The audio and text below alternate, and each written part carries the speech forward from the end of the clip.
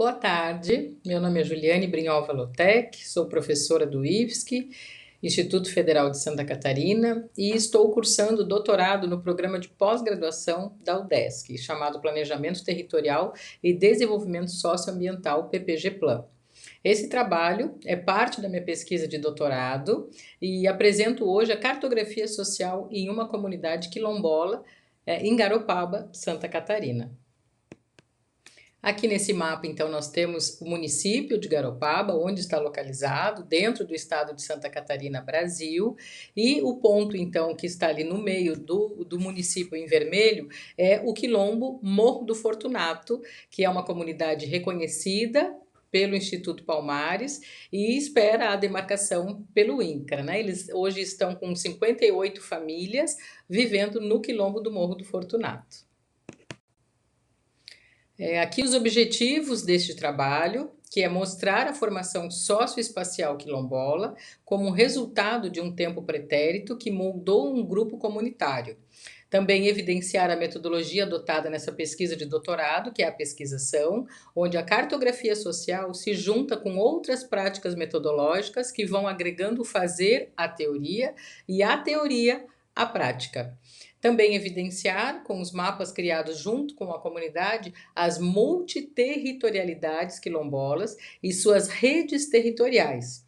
E, por fim, debater sobre a diferença da criação de mapas entre os homens comunitários e as mulheres quilombolas, a criação do mapa e também de desenho do corpo território.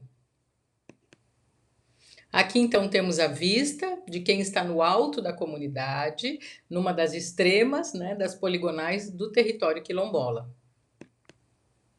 A ideia dessas duas imagens do Google Earth é perceber as rugosidades na paisagem, memórias, né, que ficam na paisagem de outros tempos históricos, entendendo rugosidade como um conceito de Milton Santos, o espaço geográfico sendo transformada pela ação do ser humano. Então aqui nós temos uma imagem atual de 2025 do núcleo das casas da comunidade e uma imagem de 2006 à direita do vídeo que mostra um pouco de como era a questão dos plantios, das roças, né, e de todo o uso do solo neste território.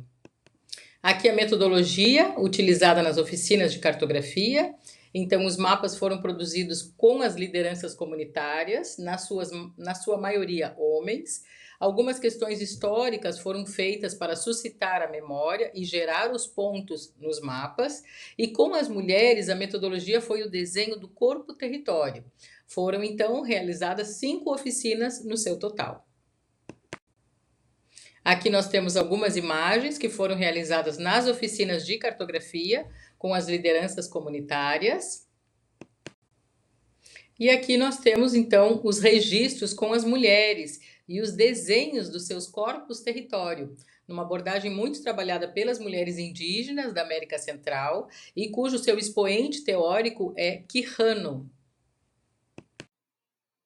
Então, aqui como resultados, né, dessa cartografia social, eu apresento primeiramente o mapa corpo-território, né? Então a gente reuniu todos os desenhos depois de trocas, de conversa, né, com as mulheres, veio muitas memórias, muitas risadas e toda uma memória coletiva, né?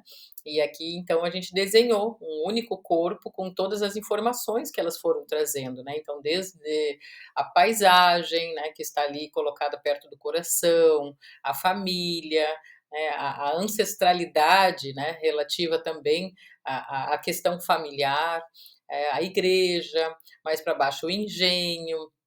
Também registramos questões ambientais, como deslizamento de terra, como fogo que acontece nas matas, né, e a preocupação também com a natureza da comunidade, né.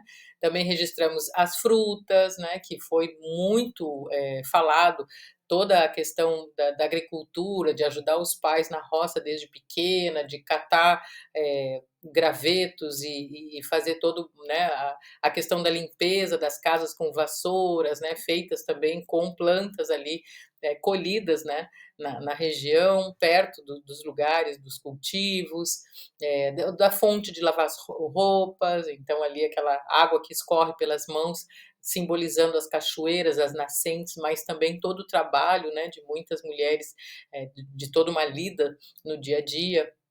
Então esse corpo-território mostra um pouco da representatividade desse saber fazer feminino num território quilombola. E aqui eu mostro um pouquinho de como foi, a construção do mapa coletivo, né. Então esse mapeamento, ele mostra a demarcação, as poligonais que foram colocadas então nos lugares, né, corretos ali, tanto a linha vermelha, a poligonal do território quilombola, né, e a linha amarela do território pretendido, né, que é onde a comunidade hoje requer do INCRA essa titulação. Depois aparece outras, né, marcações, as legendas, né, que extrapolam para mostrar que esse uso do solo, esse fazer da comunidade, ele era muito além do território demarcado ou pretendido, né. Então, ali à direita do mapa, aquela parte azul, significa que ali eles faziam plantio de arroz, e essa linha verde pontilhada eram as trilhas, né, os caminhos tradicionais utilizados que desciam com carro de boi para fazer a colheita desse arroz e depois subiam, é uma trilha íngreme, né, subiam até a comunidade. E ficava num outro bairro, então eles faziam aquele arrendamento daquela terra, né, usavam a lei do terço, então deixavam um terço da produção para o dono daquela terra, né, que ficava então nesse outro bairro. Também ali pertinho daquela linha amarela, aquela marca em marrom significava também os lugares, então, onde eles tinham todo o acesso para o gado, né, para ter a cana, para deixar o seu gado lá.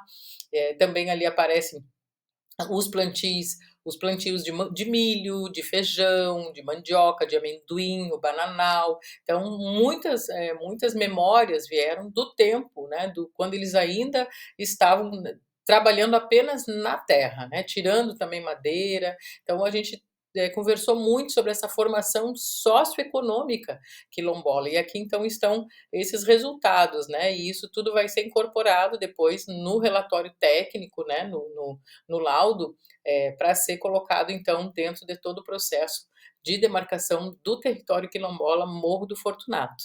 E aqui então eu finalizo. Aqui eu deixo meus contatos e também o Instagram para quem quiser seguir o Quilombo Morro do Fortunato de Garopaba, Santa Catarina, e muito obrigada.